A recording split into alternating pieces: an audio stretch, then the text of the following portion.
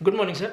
Good morning. मेरा आज से आपसे क्वेश्चन ये है कि मेरे पास जो फ़ोन्स आते हैं उनमें कुछ लोग ऐसे होते हैं जो ये बोलते हैं कि हमारी एज 35 साल है, 38 साल है, 40 साल है। जैसे आज ही एक फ़ोन आया था कि मेरी एज 42 ईयर्स है, मेरा एएमएच लेवल लो है बट मेरा पीरियड रेगुलर है। तो क्या मेरे लिए डॉक्टर बैनर्जी का कुछ अलग से ट्रीटमेंट रहेगा या सबके जैसे एक ही जैसे ट्रीटमेंट देंगे आईवीएफ के लिए? ये क्वेश्चन बहुत इम्पोर्टेंट है और मैं बार बार ये एम्फेसाइज कर रहा हूँ आजकल, पहले भी करता था कि आईवीएफ ट्रीटमेंट एक इंडिविजुअलाइज्ड पर्सनलाइज्ड ट्रीटमेंट है। ये जो महिला का क्वेश्चन है 42 ईयर्स में पीरियड रेगुलर है और एएमएच कम है, ऐसे ही यदि 29 ईयर्स की एएमएच कम है तो ये मान के चलिए कि एएमएच यदि कम है एज के हिसाब से, तो एज ज़्यादा बड़ा फैक्टर होता है।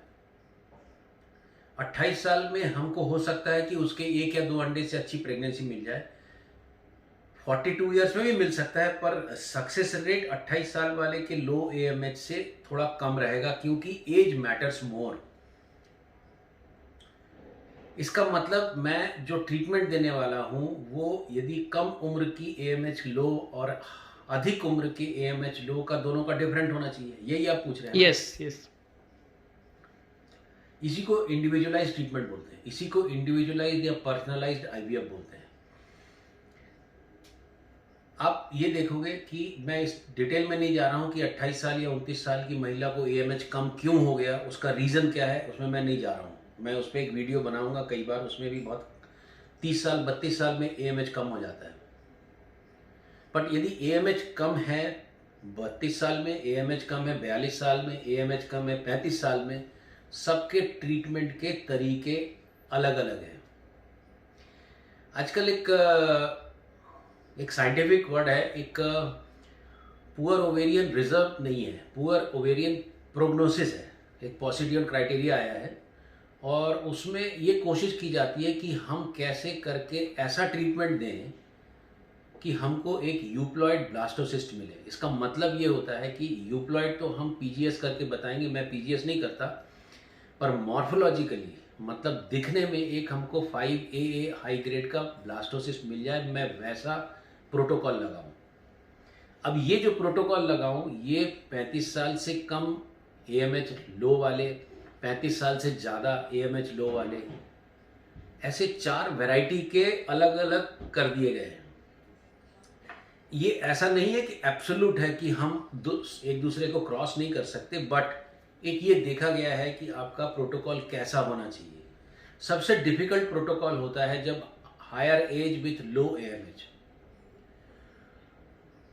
तो ऐसे केसेस में हम वैसा ट्रीटमेंट नहीं अपना सकते जैसे कि हम लो एज में, कम एज में अच्छे एएमएच में अपनाते हैं, वैसा नहीं कर सकते। तो ये जो आपका क्वेश्चन है, मैं उसमें एक सिंपल सी चीज़ बता रहा हूँ कि एक कम एज में जनरल एक यदि आप ट्रीटमेंट देखोगे जो मैं देता हूँ, that is with urinary gonadotropin, वो 1,05,000 का जो हमारा पैकेज है with medicine till pregnancy test, उसमें असेसमेंट साइकिल इन्वॉल्व नहीं है इस कॉस्ट में। तो असेसमेंट साइकिल तो सब में जरूरी है। असेसमेंट का मतलब होता है कि मैं उसका इवैल्यूएशन करूं पेशेंट का आईवीएफ करने के पहले। तो जो गुड एएमएच कम एज, इसमें आप कर सकते हो कि आप एक बेसिक प्रोटोकॉल में भी आप अच्छे ब्लास्टोसिस्ट पा सकते हो। ऐसे ही करके यदि हम गुड एएमएच हाई एज, तो इसके केस में हम यूरिनरी से यदि केवल करने जाएंगे तो हो सकता है कि हमको एज के कारण अच्छे एग्स ना मिले, तो हम इसमें फिर रेकॉम्बिनेंट एफएसएच लगाते हैं। इसको लगाने से हमारा नंबर ऑफ फॉलिकल बढ़ता है, नंबर ऑफ एग्स बढ़ते हैं, तो हमको एक ब्लास्टोसिस्ट मिल सकता है।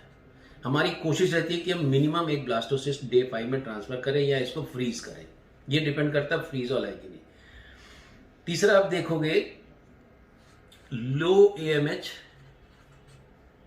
लो एज, ये भी बहुत डिफिकल्ट होते हैं। मतलब 28-29 साल की पेशेंट हो और उसका एएमएच कम हो, तब आप यदि इसमें केवल यूरिनरी से कर देंगे तो उसका ब्लास्टोसिस्ट उतना अच्छा नहीं बनेगा। तब इसमें भी हमको रेक एफएसएच करना पड़ता है। यदि ज़रूरत पड़े तो हमें डबल स्टिमुलेशन लेना पड़ता है। और जो आप पूछ रहे हो एक और, that is low AMH with high age. ये एज को एक क्राइटेरिया माना गया है +35 में, इस हाई में 35 ईयर्स। इस केस को सबसे डिफिकल्ट माना जाता है। ऐसे पेशेंट जिनका पीरियड रेगुलर है, जिनका AMH कम है, जिनका एज ज़्यादा है 35 से ऊपर, 40 से ऊपर, इनको यदि हम केवल यूरिनरी गोनाट्रोपिन से करने जाएंगे तो बहुत ही पुअर रिजल्ट आने वाला है।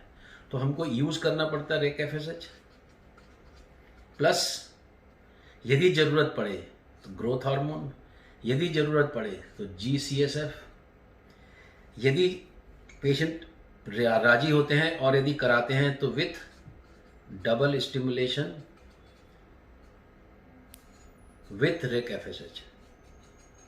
और कोशिश ये करते हैं कि इनको कन्विंस करने का, बताने का कि यदि ये फ्रीज ऑल में चले जाएं, क्योंकि ऐसे केसेस में जब हम फ्रेश एम्ब्रियो ट्रांसफ़र करते हैं तो जो एम्ब्रियो ट्रांसफ़र जिस दिन करेंगे, इनका जो इम्प्लांटेशन विंडो है ये खिसक जाता है, अधिकतर प्रोजेस्टेरॉन बढ़ जाता है HCG के दिन। मैं इतना डिटेल में नहीं जा रहा हूँ, पर ये जो आपका क्वेश्चन है कि एज और AMH के हिसाब से जो हम ट्रीटमेंट निर्धारित करते हैं, ये एक पॉसिडियम क्राइटेरिया, एक रिसर्च मेथड है जिसमें हम कोशिश करते हैं कि एज के हिसाब से हम प्रोटोकॉल निर्धारित करें, एज के हिसाब से हम कैसे ट्रीटमेंट देंगे वो निर्धारित करें, AMH और एज के हिसाब से हम कौन सा प्रोटोकॉल और कौन सा मेथड इस्तेमाल करें, फ्रीज ऑल करें, उसमें कुछ एड ऑन दे कि नहीं। कुल मिला के हमारे पास में जब हम ये काम करने जाते हैं तो हमें बहुत सारे इंडिविजुअल क्राइटेरिया देखने पड़ते हैं। इसलिए आप नोटिस करोगे कि हम बहुत ज़्यादा इकट्ठे पेशेंट इसलिए नहीं लेते क्योंकि बहुत सारे पेशेंट के सबके कैरेक्टरिस्टिक अलग अलग होते हैं। और आप यदि लो AMH हाई एज या लो AMH कम एज को एकदम से एक डोनेशन पे चले जाओगे तो उस लेडी को आपने एक चांस नहीं दिया अपने अंडे से एक बच्चा करने का, जिससे वो अपने बच्चे की बायोलॉजिकल मदर बन सके। मेरे ख्याल से आपका ये क्वेश्चन था। Yes, thank you very much. ये बहुत ही इम्पॉर्टेंट जानकारी है उनके लिए जो ये समझना चाहते हैं कि IVF 2.0 ऐसी क्या चीज़ है जो मैं करता हूँ। सुनने के लिए बहुत बहुत धन्यवाद।